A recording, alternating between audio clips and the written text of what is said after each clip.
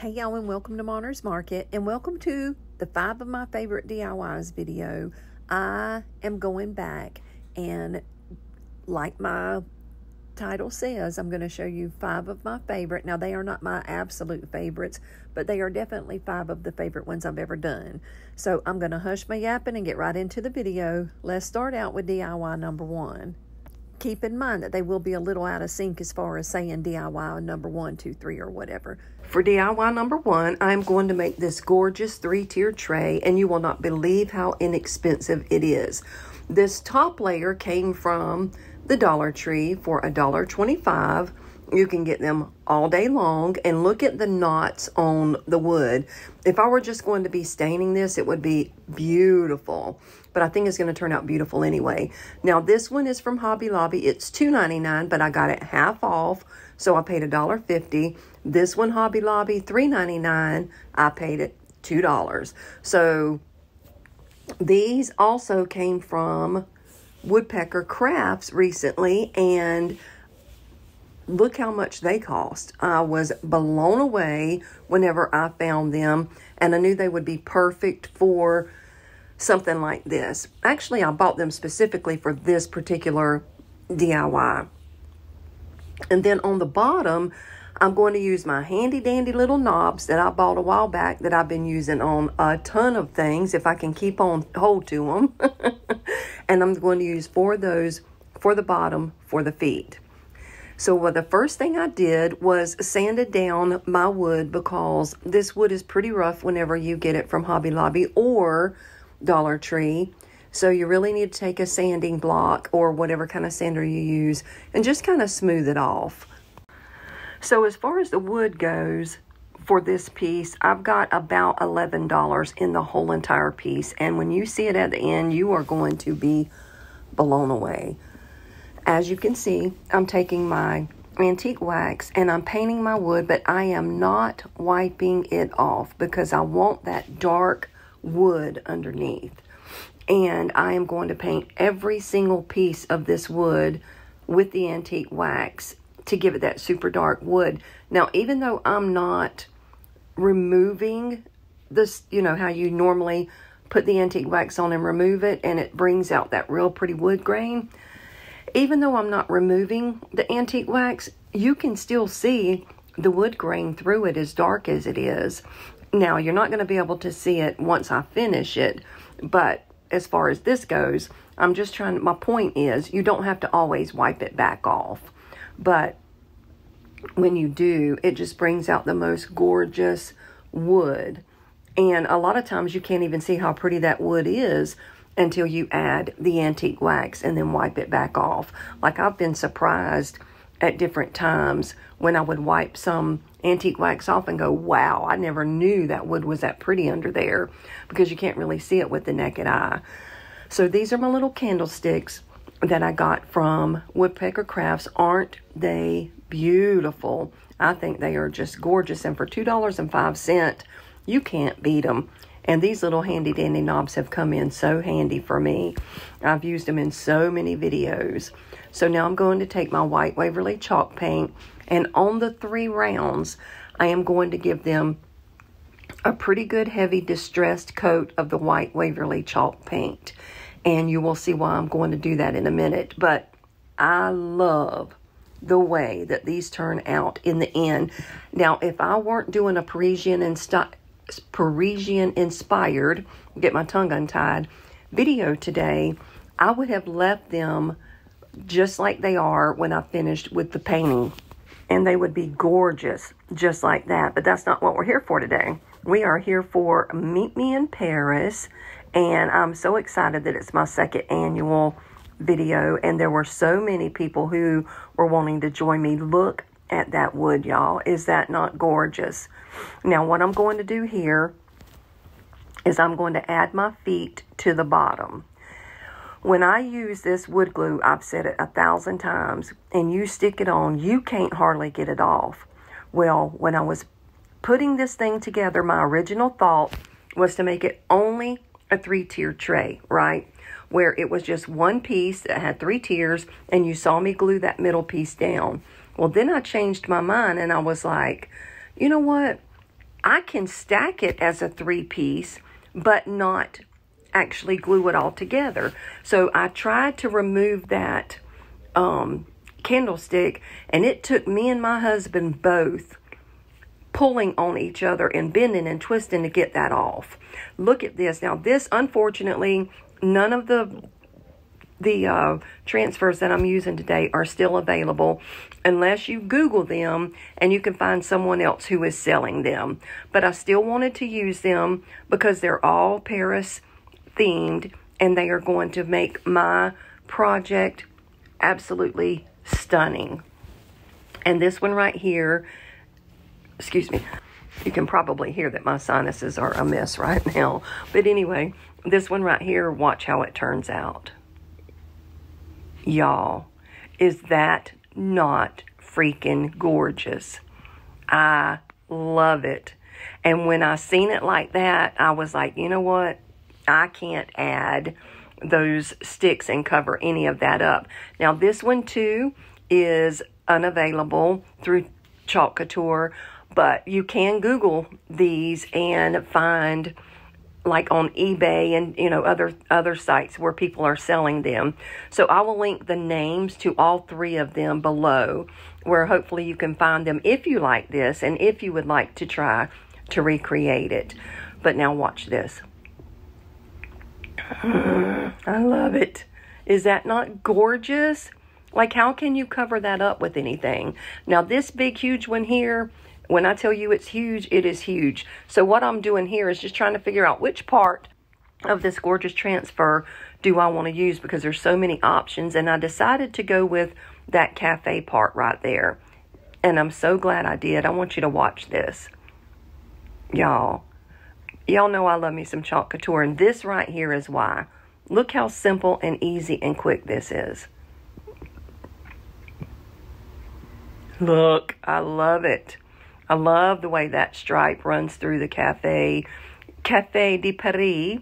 So then I decided to just go ahead and add my candlesticks to the bottoms of the 2 pieces that I had left and stack them. And then I could also take them apart if I wanted to.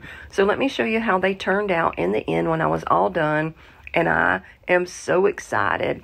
And I'm so glad that I decided against gluing them together. And I'll show you why in just a minute. But I wanted to show you how it looks as a 3-tiered piece.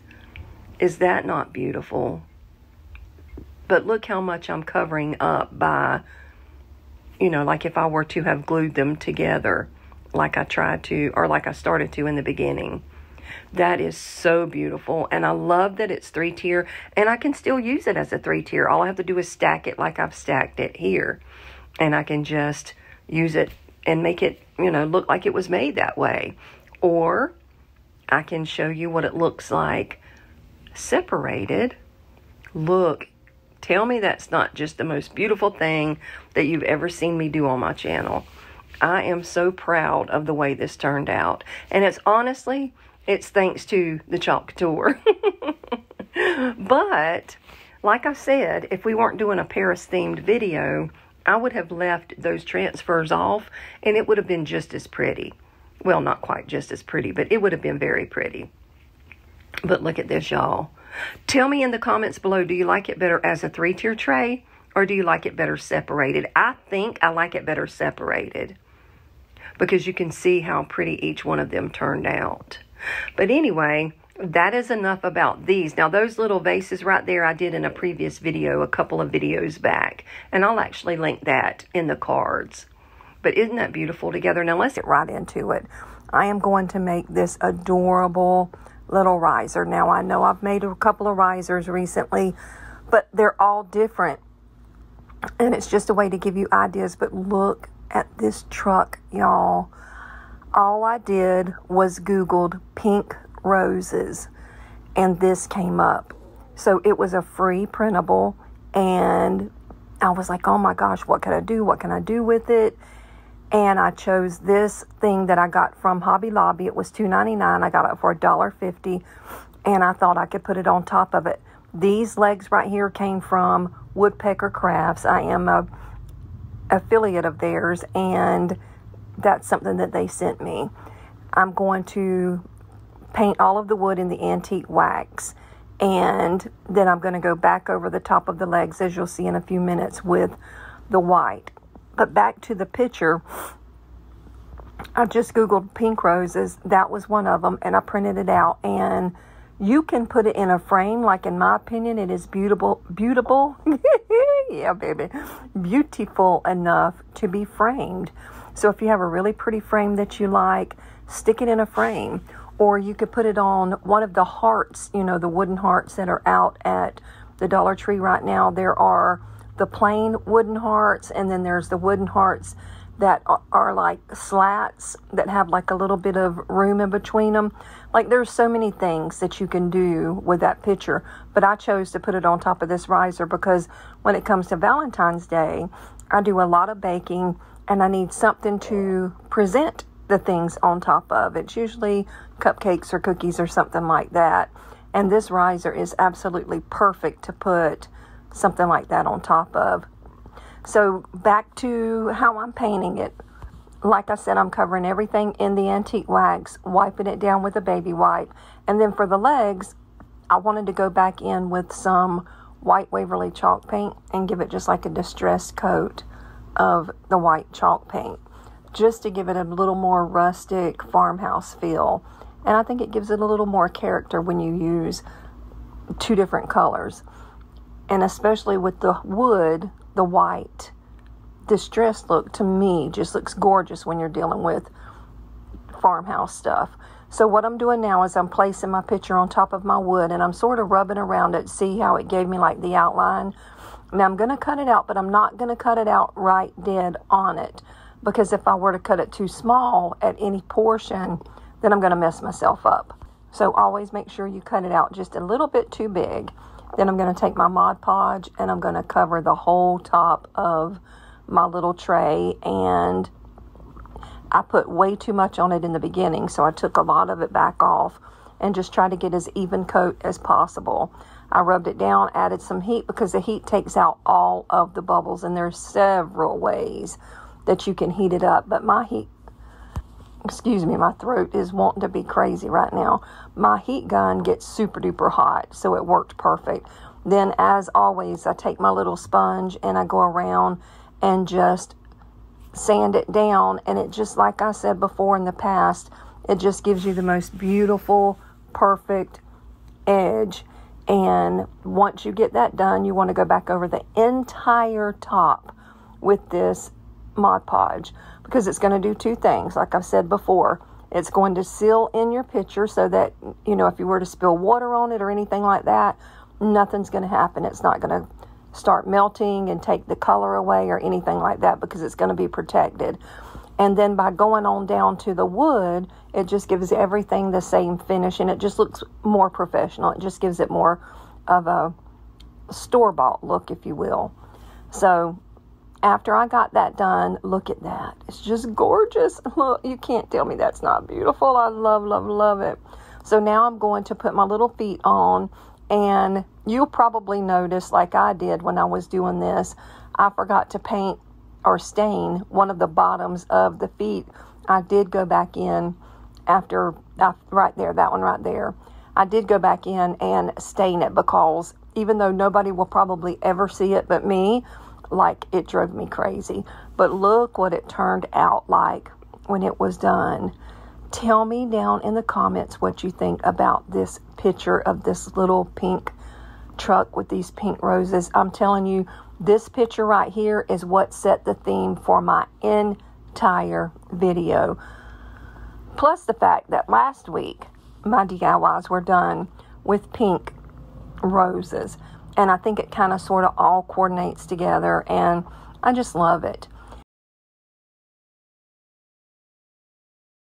DIY number one, I made this adorable little Santa tray. How cute is that? Let me tell you what I did. I went to Home Depot. I got a 1x6, and I had them cut it down for me.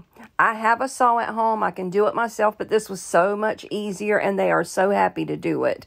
You just take your wood up there, you tell them what size you want, and they will cut it for you. This particular 1x6 gave me 3 Santa trays. And I also had a little bit left over for another scrap wood project. So to make it, what I'm going to use is my wood, of course, a little hand sander that you can get from the Dollar Tree, a paintbrush, my antique wax. I'm going to use some wood hot glue, a hot glue gun that I got from the Dollar Tree, and these cute handles that I got from Home Depot. Now, these are a little bit more pricey than the other ones, but when you see the end result, it's worth it. So the first thing I'm going to do is take my scrap wood and I'm going to sand down the edges just to make sure that there's nothing, you know, that's going to be like scratchy or sharp. Then I'm going to take my antique wax and I'm going to paint it on. I love using antique wax. I have probably 12 different colors of stain outside and a few cans of the same colors of stain that are my favorites. And I still go to this antique wax. Now, it's a little bit more expensive to use the antique wax, but I just love it. And don't ask me why, I just do. But anyway, once you paint all of your wood with your antique wax, you want to make sure that you go in with a baby wipe or a wet cloth and rub off all of that wet excess and look at the most beautiful wood that it leaves behind. That is why I love it. It's just so easy to use. And, you know, with the stain, you don't have to do that. You don't have to put it on, wipe it off, and all that good stuff. But I just happen to love it. So now I'm going to take my hot glue stick, and I'm going to glue these two pieces of wood together. I have used several different things, but these hot wood glue sticks bind immediately like any other hot glue does, and it gives you the strength of the wood glue. I love it. I highly recommend using it, especially for something like this. So once I get my board all glued together, then I get ready to put my handles on. Now, when you go to put your handles on, it is so much easier on you to go ahead and pre-drill you some pilot holes before you start trying to screw those screws in. Trust me, I've tried it both ways, and it makes your life so much easier if you've got a pilot hole to go from. So I just measure out my space to make sure that I'm getting my little handle right smack in the middle of the board. And once I get everything measured and marked, then I go ahead and drill my pilot hole on both sides, both holes, and then I go back and add the handle. And then the board part itself is done, and now all we have to do is decorate it. Look how cute it turned out, and these handles are just adorable. They are so rustic, and you know I love farmhouse. Now let me tell you about this light pad that I was sent. So my friends over at the Tahito store sent me this light pad to review for you guys, and I love it. It has 5 levels of brightness, and it is bright. You can do 2D animation, you can do calligraphy, you can do sketching and drawing, you can do watercoloring, I could go on and on about the things that you can do, but what I'm going to use it for is to help me weed out my design that I did for our little tray here. So I placed my design on top of my bright pad, get my tongue untied, and I turned it all the way up. I tried it on the lower ones and it worked, but when you get old like me, you can't see very good. So I did turn it up on the brightest level that they had, and I'm telling you, this made my weeding so much easier. Now, because this roll of stencil vinyl comes in a really tight roll, when you let it go, it tends to want to roll up. So what I did is I just grabbed me some masking tape and taped it down where I wouldn't have to keep fighting it to roll up every time I took my hands off of it to put the stuff that I was weeding over to the side, if that even makes sense. Hopefully you can see what I'm doing and understand what I mean. Then I'm going to take my transfer tape that I got from Cricut a while back, and I'm going to transfer my design onto our little tray so that I can stencil it. Anytime I stencil something, I like to go in with some Mod Podge before I go in with my paint and just give it a really good coat of Mod Podge, because what that's going to do is it's going to seal in all of my edges with a clear, or something that dries clear, should I say. And then that way, when I go back over it with my paint, it's only going to pick up what I have stenciled, and it's not going to run and go up under the edges. I hope that makes sense. The first time I heard somebody say that, it just made no sense at all to me.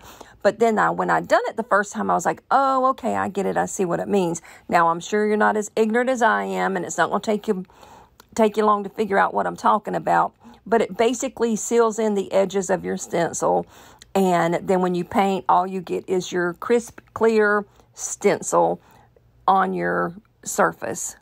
Lord, I feel like I just went in 10 circles to tell you one thing.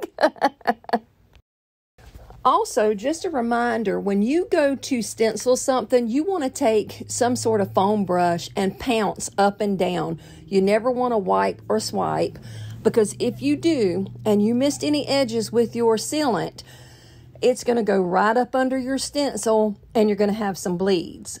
Those little dauber things that you can get at the Dollar Tree for $1.25. It comes in 3 different sizes. They are perfect for stenciling, and you can use them over and over and over as long as you wash them out every time you use them. And I go in, and just before my paint is completely dry, that's when I'm going to go ahead and start pulling up my stencil.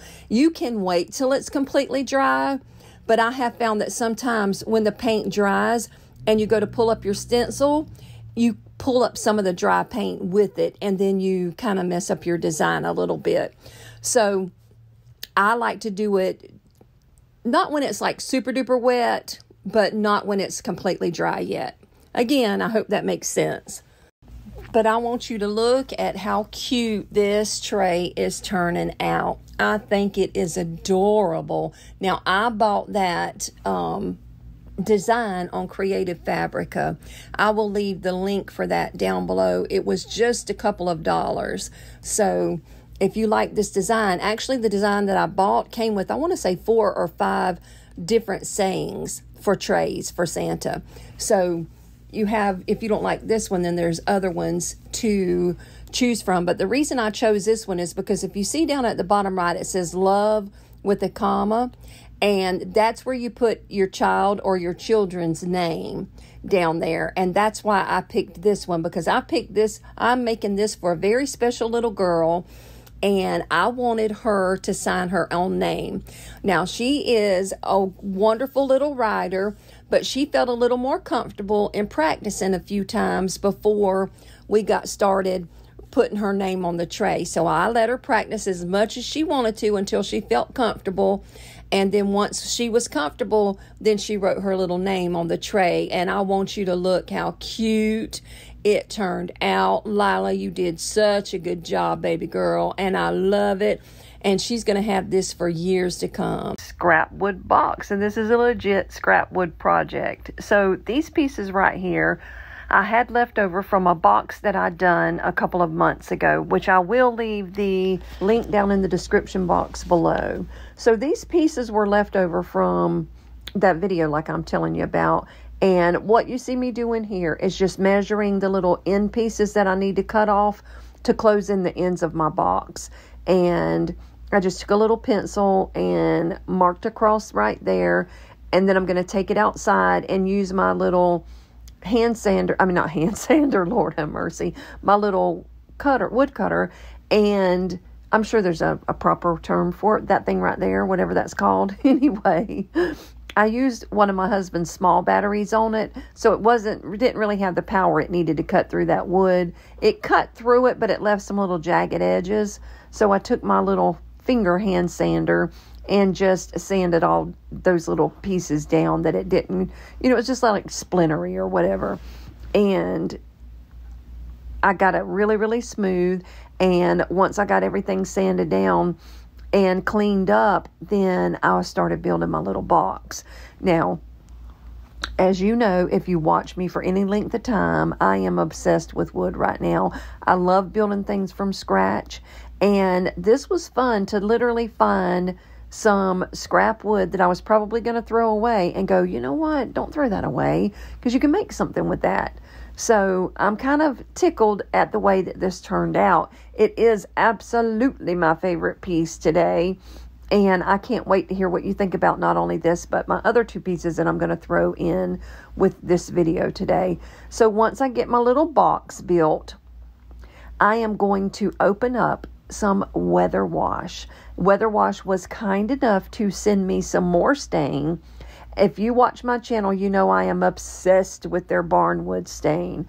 Well, this time they sent me walnut, and I am equally as obsessed with the walnut stain as I am with the barnwood stain. I'm going to leave a link to their website down in my description box. They have an array of beautiful colors, and there's going to be something in there that you're going to fall in love with and want to stain something that you're building with. It is amazing. It goes on so smooth and so even. And the polyurethane, I have never, ever, ever, and I use polyurethane all the time, never found a polyurethane that did not turn white when it dried if you got too much in one spot. This does not turn white.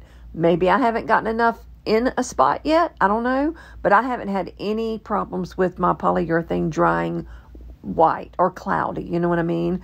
Like it dries so smooth. So right here, I'm just going to take one of those little microfiber cloths and cut like a fourth of it away. And this, as you can see, different cuts of wood take on the stain differently. But what you can do if you have a piece that doesn't accept the stain as well as some of your other cuts is just give it a few seconds to dry and layer it some more, because the more you layer it, the darker it's going to get. So that's kind of what I did. I just played around with it, and then I found this gorgeous, gorgeous little ornamental piece right here on Amazon, and I will link it below. Actually, everything that I'm using today that can be linked below will always be linked in my description box. So I'm going to cover it in this gorgeous walnut stain. These are just some little feet that I got from, where did I get these from? I want to say probably Hobby Lobby. And again, everything I'm using today is wood, so all of this wood is going to get this gorgeous walnut Weather Wash stain. Once I get my feet stained, I am going to go in with some white Waverly chalk paint and give just the box like a real kind of heavy distressed coat, just to farmhouse it up, make it rustic, make it shabby chic, make it everything that I am. So I'm going to take the white, just like I said, I'm going to dip a brush in it, just a little chip brush, or actually that's not a chip brush, but you can use any brush that you can just kind of put I wouldn't call it heavy distressed coat, but it's sort of a medium distressed coat. Anyway, I don't know if you've seen what I did just then, but when I finished with my little rag, when I was pulling my glove off, I just wrapped the rag inside the glove. That's going to keep it from drying out and make it to where you can use it again. So that's just a little pro tip. So anyway, once I got the box covered with this distressed coat of white, I set it aside and let it dry. And look at that, y'all, look at that stain. I hate even covering it up, but I had a specific look in mind for this box.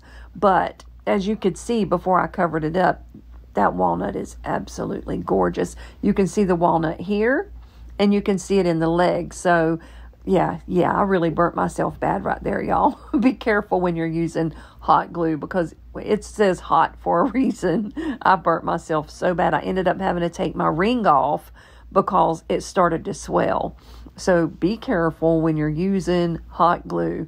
But anyway, I'm just taking my brush, the leftover paint on my brush. I'm just running it across that little ornamental piece to lighten it up and bring it out and make it just kind of stand out a little bit more. Once I got that done, I added my feet to the bottom with my wood glue. You guys know I'm obsessed with the hot glue sticks that are wood glue. And again, they will be listed in the description box. They're by SureBonder. They are amazing. But once I got my feet on, this little box was done in a matter of minutes. And I think it is gorgeous. Look at that. Is that not the most beautiful little piece of scrap trash you ever saw? I mean, I was going to throw it away. But look, now if you want to reinforce this a little bit, you can add some little finishing nails on there. I just didn't see any purpose in doing it because the wood glue holds so good. But if you're going to keep this for a long time, I would suggest finish it off with some finishing nails and just sort of like hold it all together a little bit better. But look at how it turned out. Let me know in the comments. Now let's get into DIY number 3. I have not made a beaded garland in quite a while, and I just really was ready to make a beaded garland. So I am going to use 3 different size beads to make my beaded garland.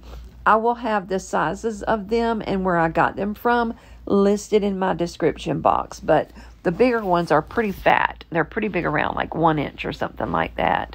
So this is me just kind of laying it out, trying to figure out how I wanted to do it. And when I got my paint scheme, I wanted it to match the sunflowers. So I'm going with the antique wax for the small ones.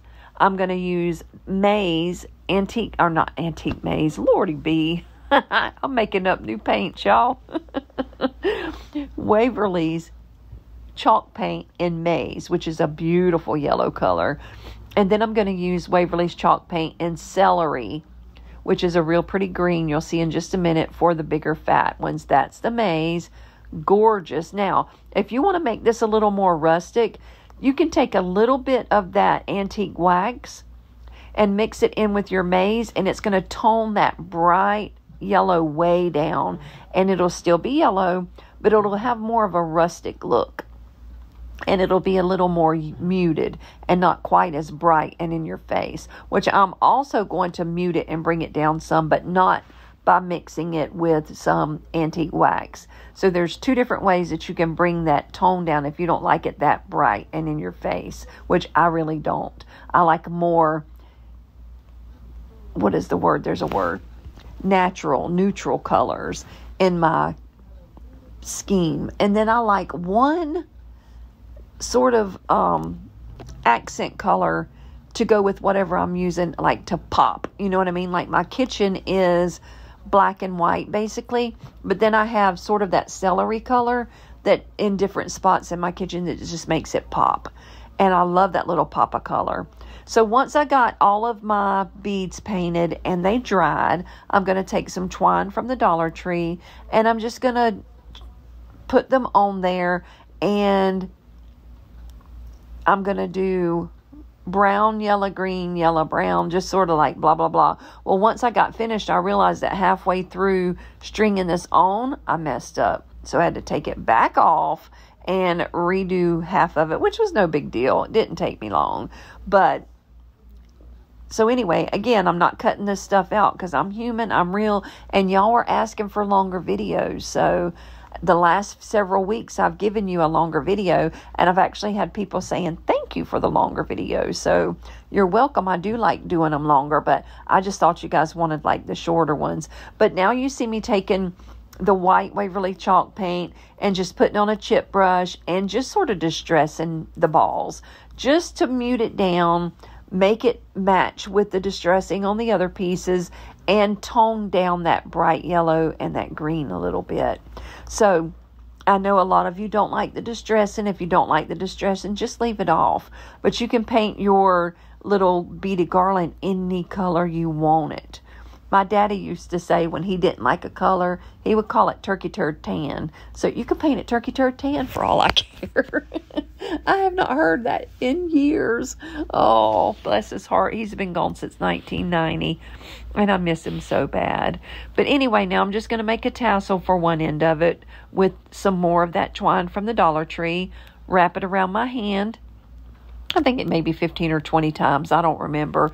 Then I'm going to tie a piece of twine around the top to bring that circle together.